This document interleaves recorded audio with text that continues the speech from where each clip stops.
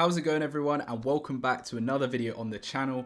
Again, firstly, I'd just like to say thank you so much for everyone that watched, liked and commented on my previous video. I was blown away by how well it did, so I really appreciate that. But yeah, let's get into today's video. So today's video is going to be a breakdown of a trade that I took on Friday. It was a GBP USD buy. As you know, that's all I trade. I'm going to break it down for you, show you how I took the trade, what made me take the trade, and yeah, I'm going to get into the breakdown now. So yeah, as you can see, we've got the charts up here. I'm going to be running through how I took this trade and what my thinking was behind it. So yeah, let's get into it. So if we start by looking at structure here, well, what can we see? So we were sort of consolidating, towards the end of the week and even, midweek, with Wednesday being fairly consolidated as well. But I was looking for a setup towards the end of the week for buys, and I'm going to explain to you why buys were my bias. So we have this high here. Now, this was an important high, and as you know, market structure is something that I'm fairly big on. This was the important high here that pushed down to break this structure here. So this was the high we were looking at, right? So then price carries on, and then we get this big push from here all the way to the upside to break this high. Now, I always say to focus on important highs and lows. Obviously, I'm not going to go into my full criteria as to what makes an important high or low.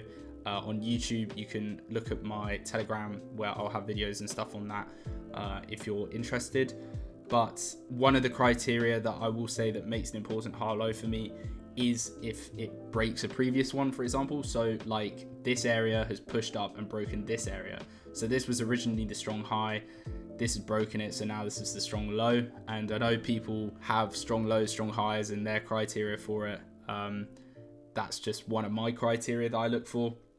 So we pushed up. So now that we've broken this high, that's like a good sign that price wants to go bullish, right? But you have to remember, as I said, we're in consolidation, so it's not going to be as simple as that. And as you can see, price actually doesn't end up buying and just continues to drop. This is now where the bias begins to switch again. And this is the problem with consolidation, because you're constantly switching from buys to sells and vice versa, because it's just going sideways, and you have to be aware of when you're in that. And you can tell when, if we're breaking a sell area that's important, turning into buys, but then turning into sell areas again, it takes away from the fact that the price is trending. This high was broken by this low, so this is now the low we're focusing on, okay? Now what happens is price pushes down and breaks this low. So now this is the high that we're focusing on because it broke our last major area that we needed to break. Now we're focusing on this previous lower high. We need to look further into it, right? Because now that this has broken this area, theoretically we would have switched back to buys, right? To sells, because obviously we're breaking to the downside. Now, this is where consolidation can get confusing, because why would I be buying if it's looking at sells and things like that? Well, I'm going to explain to you, don't you worry. So the reason why I didn't take a sell in this area, for example, is because of this reason. Ignoring our major areas of breaks that I look at, we do also have to look at genuine structure, right? And after this big push down, this was the last low, like the lowest of the low points where price got to. So we do need to focus on this. And what actually happened in this area is, if you look, price really struggled to break that. Now it didn't, stay completely above it, but it did not break it in a clean enough way for me. And as I said, I have my own break and structure criteria as well, and that is not a clean break for me. We couldn't close below the major swing low, if you want to call it that. And so although we have broken to the downside, we haven't really, because we haven't broken the low that was at the lowest point of the downtrend, if this is making sense, I hope. When we see this reaction that breaks this low, this high that we were interested in, this is now a good sign that we want to get into buys, because if we put it all together, excluding this stuff, what's happened? Well, this important area has been broken by this important area, and now this is the area we're focusing on that is now being broken. So now that we've broken the sell important area, we're now going to be switching to buys. And this is actually where I was going to look for my entry. Now, there's tons of different ways you could have got this entry. You know, however you want to take it is your call. Obviously everyone has their own strategies and stuff, which I appreciate. Everyone could have gotten this a different way, and I am going to be making a video about my opinion on entries and this whole sniper entry paradigm thing that's going on, and what I sort of think about that, but that's for another video. And again, if you want to learn about my entries, in my Telegram, I will be doing a video on how I get my different entries and the different methods that I use. So again, if you're interested, check that out.